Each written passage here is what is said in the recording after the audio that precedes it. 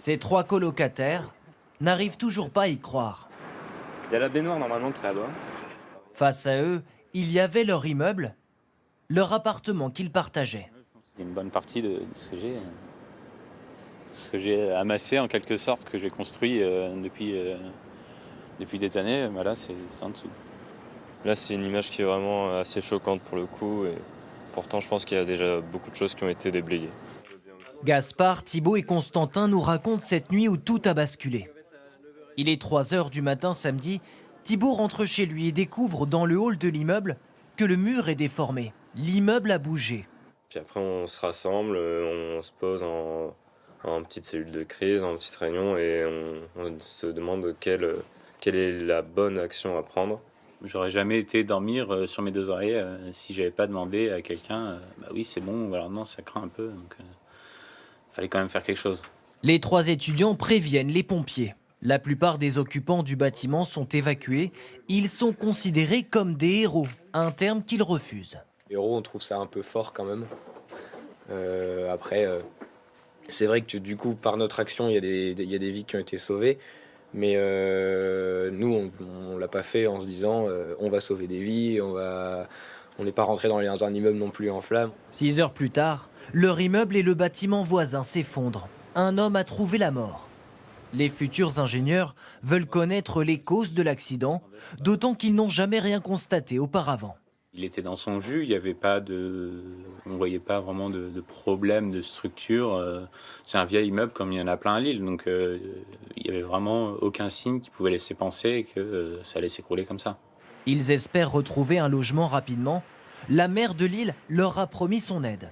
En attendant, ils sont retournés vivre chez leurs parents.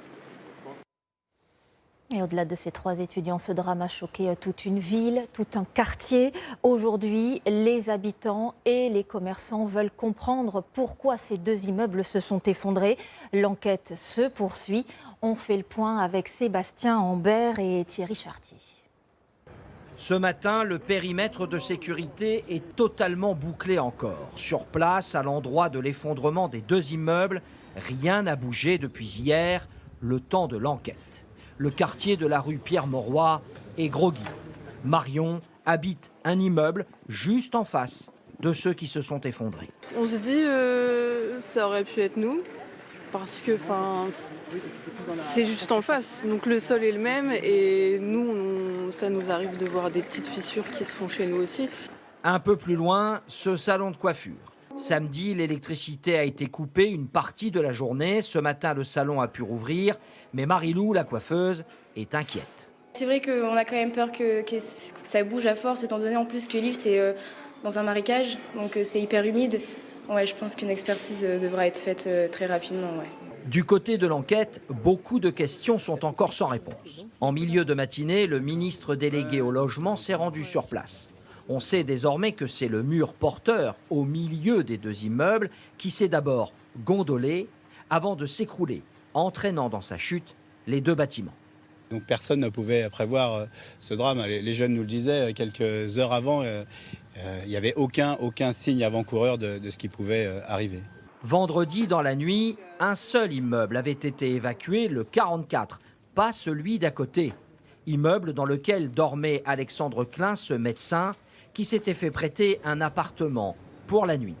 Fort heureusement, les 2 autres familles qui logent là étaient parties en week-end.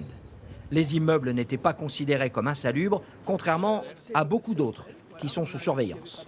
L'année dernière, par exemple, nous avons ouvert 1150 dossiers d'insalubrité dans la ville, dont à peu près chaque année entre 110 et 130 posant des problèmes de sécurité qui peuvent entraîner, nous le demandons au préfet qui prend alors, l'interdiction d'habiter. Une entreprise spécialiste en bâtiment a été désignée pour expertiser les immeubles voisins et une enquête judiciaire est ouverte.